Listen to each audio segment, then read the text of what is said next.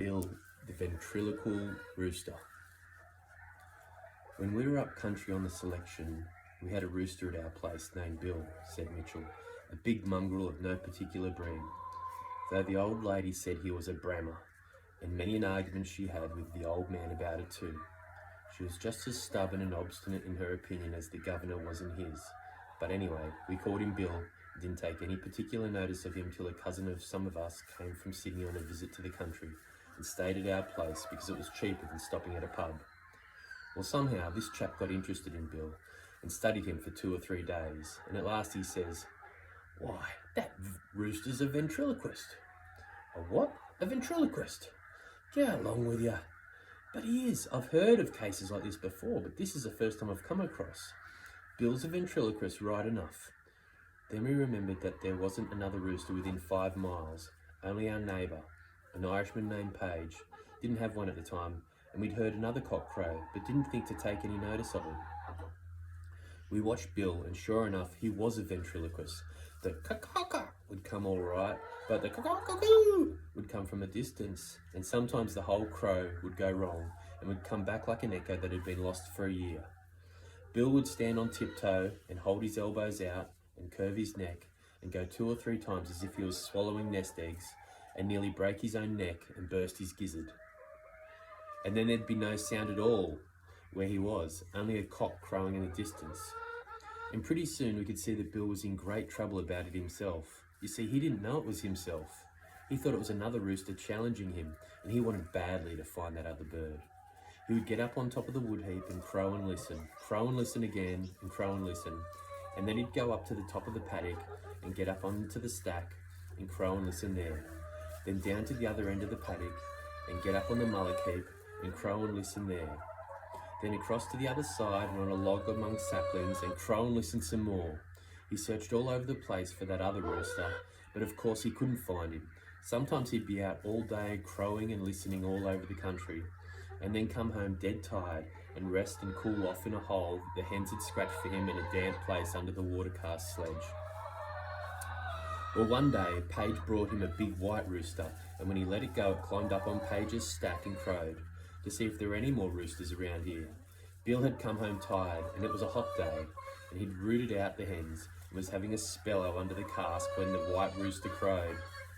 Bill didn't lose any time getting out on top of the wood heap, and then he waited till he heard the crow again, and he crowed, and the other rooster crowed again, and they crowed at each other for 3 days.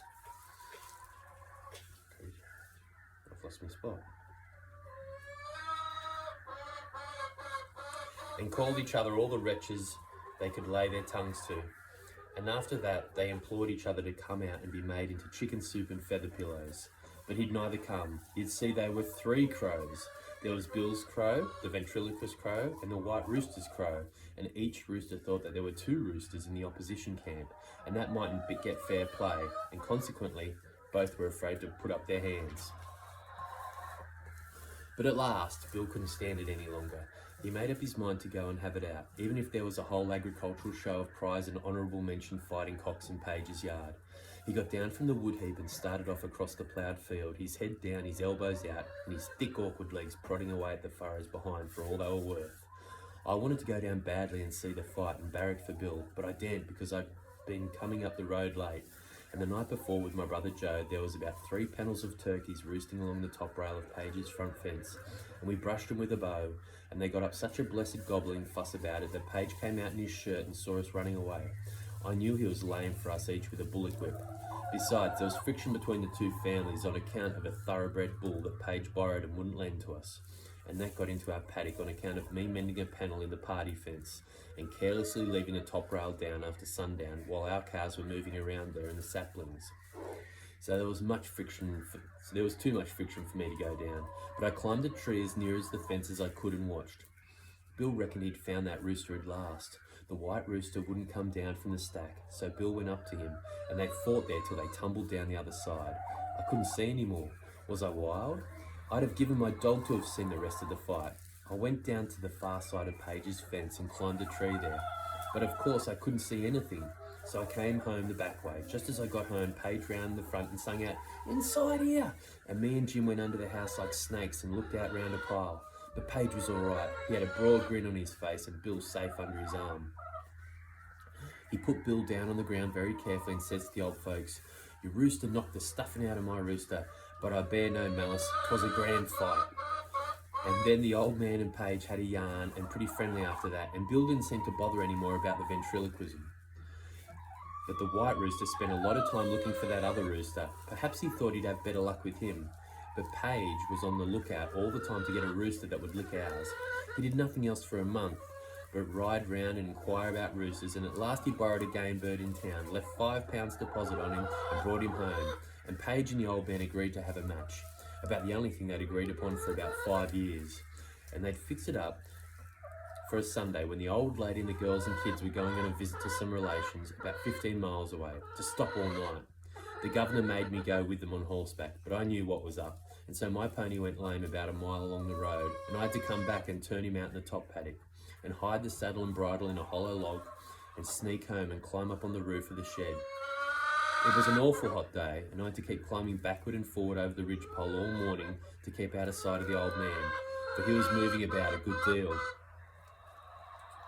Well, after dinner, the fellows from round about began to ride in and hang up their horses round the place till it looked as if there was going to be a funeral. Some of the chaps saw me, of course, but I tipped them the wink, and they gave me the office whenever the old man happened around. Well, Page came along with his game rooster. Its name was Jim. It wasn't much to look at, and it seemed a good deal smaller and weaker than Bill. Some of the chaps were disgusted and said it wasn't a game rooster at all. Bill had settled it in one lick and they wouldn't have any fun. Well, they brought the game one out and put him down near the wood heap and routed Bill out from under the cask. He got interested at once. He looked at Jim and got up on the wood heap and crowed and looked at Jim again. He reckoned that this at last was the fowl that had been humbugging him all along. Presently his trouble caught him, and he'd crow and take a squint at the game one and crow again and have another squint at gamey and try to crow and keep his eye on the game rooster at the same time. But Jim never committed himself until the last he happened to gape just after Bill's whole crow went wrong, and Bill spotted him. He reckoned he'd caught him this time, and he got down off that wood heap and went for the foe. But Jim ran away, and Bill ran after him. Round and round the wood heap they went, round the shed and round the house and under it and back again, and round the wood heap and over it and round the other way. They kept it up for close to an hour. Bill's bill was just within an inch or so of the game rooster's tail feathers most of the time, but he couldn't get any nearer, how he liked. And all the time the fellas kept chiacking Page and singing out, "What price your game on, Page? Got it, Bill, go it, old cock," and that sort of thing. Well, the game rooster went as if it was a go as you please, and he didn't care if it lasted a year. He didn't seem to take any interest in the business, but Bill got excited, and by he got mad. He held his head lower and lower and his wings further and further out from his sides and prodded away harder and harder at the ground behind. But it wasn't any use. Jim seemed to keep ahead without trying. They stuck to the wood heap towards the last. They went round first one way for a while and then round for the change. And now they'd go over the top to break the monotony, and the chaps got more interested in the race than they would have been in a fight, and bet on it too. But Bill was handicapped with his weight. He was done up at last. He slowed down till he couldn't waddle, and then when he was thoroughly knocked up, the game rooster turned on him and gave him the father of a hiding. And my father caught me when I got down the excitement and wasn't thinking, and he gave me the stepfather of a hiding. But he had a lively time with the old lady afterwards over the cockfight. Bill was so disgusted with himself that he went under the cask and died.